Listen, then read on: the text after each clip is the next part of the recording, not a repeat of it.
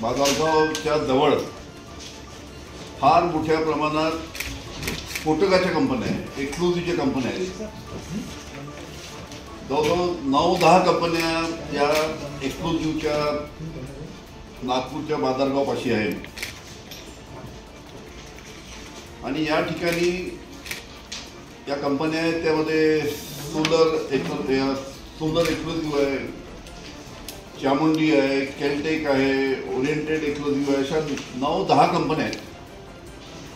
आणि या सर्व कंपन्यामध्ये वारंवार स्फोट होत राहतात. आणि जे बिचारे कामगार तिथे पोटापाण्यासाठी नोकरी करतात, स्फोट झाल्यामुळे त्यांना मोठ्या प्रमाणात तिथे मृत्युमुखी पडतात.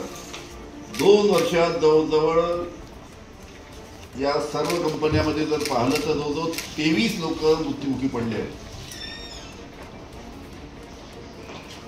आणि अशा पद्धतीनं इतक्या मोठ्या प्रमाणात हे वारंवार जे स्फोट होतात, त्याच्यामुळे कामगाराच्या सुरक्षेच्या दृष्टीनं सुद्धा पावलं उचलणं त्या कंपनीनी अतिशय गरजेचं आहे. आणि त्याचबरोबर राज्य शासन आणि केंद्र शासन मिळून आपले अनेक महत्त्वाचे डिपार्टमेंट्स आहेत की petroleum and explosive safety organisation PESO, त्याचबरोबर centre for fire explosive and environment safety आणि राज्य शासनाचं directorate of industrial safety and health, अशा केंद्राच्या काही मोठ्या मोठ्या संस्था आहेत, काही राज्याच्या संस्था आहेत आणि काही संस्था तर या नागपूरला आहेत, केंद्राच्या काही संस्था नाही म्हणून अशा घटना घडत आहेत.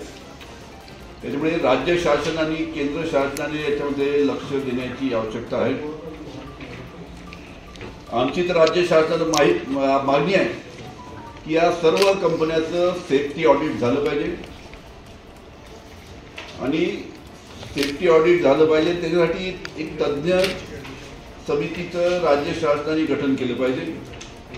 आणि या तज्ज्ञ समितीने या सर्व कंपन्यांना भेट देऊन कशा पद्धतीनं कामगाराच्या सुरक्षेच्या दृष्टीनं पावलं उचलली पाहिजे याच्यासाठी या सर्व कंपन्यांना मार्गदर्शन केलं पाहिजे. त्यांच्यावर लक्ष दिलं पाहिजे की कोणत्या कोणत्या कंपन्या सेफ्टी ऑडिटच्या दृष्टीनं किंवा कामगाराच्या सुरक्षेच्या दृष्टीनं व्यवस्थित त्यांनी यंत्रणा त्या ठिकाणी राबते, त्यांना व्यवस्थित ट्रेनिंग दिलं जातं का, कामगाराच्या सुरक्षेच्या दृष्टीनं जी पावलं उचलायला पाहिजे ती पावलं उचलल्या जातात का, या सर्व गोष्टीकडे राज्य शासनाने केंद्र शासनाच्या संस्थेने लक्ष देण्याची आवश्यकता आहे.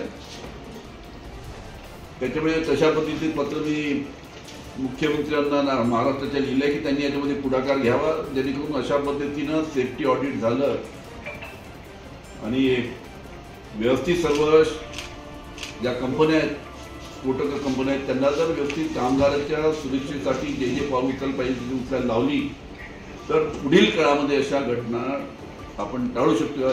यासाठी राज्य शासन आणि केंद्र शासनाने पावलं उचलायला पाहिजे.